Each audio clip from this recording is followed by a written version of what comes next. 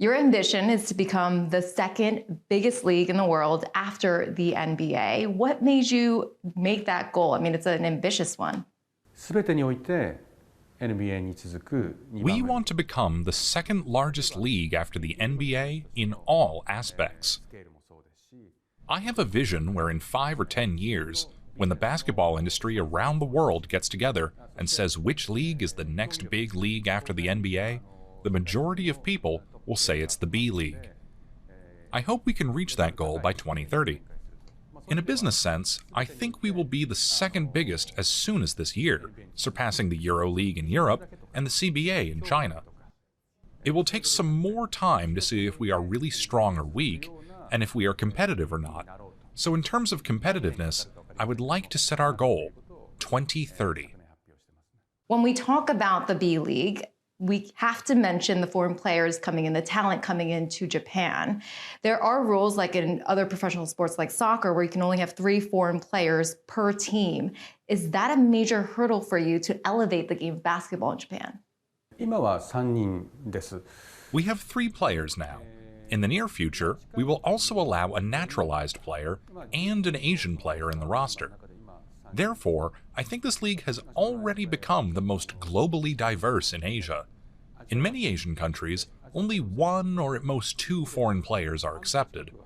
We are considering increasing the number in the future, partly to create a high-level playing environment with foreign players, but also to help create strong Japanese players who can break through and compete, and strengthening the competitive environment. The average B.League player in Japan makes about $150,000 a year.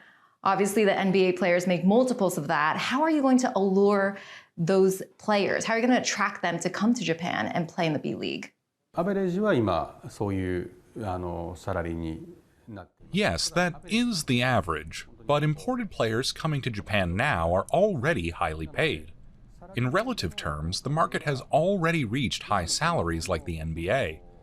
Many top players wait for the NBA to call them up when they get a chance, but now those players are starting to come to Japan. As the B.League continues to develop and grow, the salary limit will be raised, and I think the environment will become more and more attractive to those players. What do you see as the next big milestone for B.League? The league has become one of the most notable in the Japanese sports industry. I think it is attracting a lot of attention, including elsewhere in Asia. However, in order to make this truly sustainable, I think we need to take steps for the future. I am increasingly aware that we need to cooperate and collaborate with other Asian countries, the US, Australia, Europe, and other leagues, not only to bring in high-level players from overseas, but also to develop global strategies, such as selling broadcasting rights and receiving investment from overseas. The other strategy is to nurture the younger generation. We need to think about how we can raise the level of elementary school students and other small children, and how we can put more effort into nurturing them when they are young, such as sending them to the US. We are making decisions to invest our resources in things that will lead to the future, not just what is in front of us. We already know that this will be effective in the next 10 to 20 years. What's the one thing Japan needs to stay ahead in the world?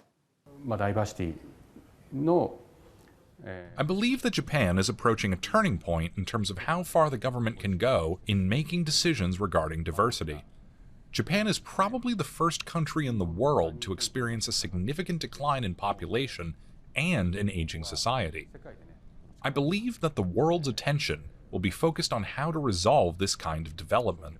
We need to make full use of the power of sports, the power of young people, and partnerships with people overseas to get through the current situation, and I would like to take part in this process as well.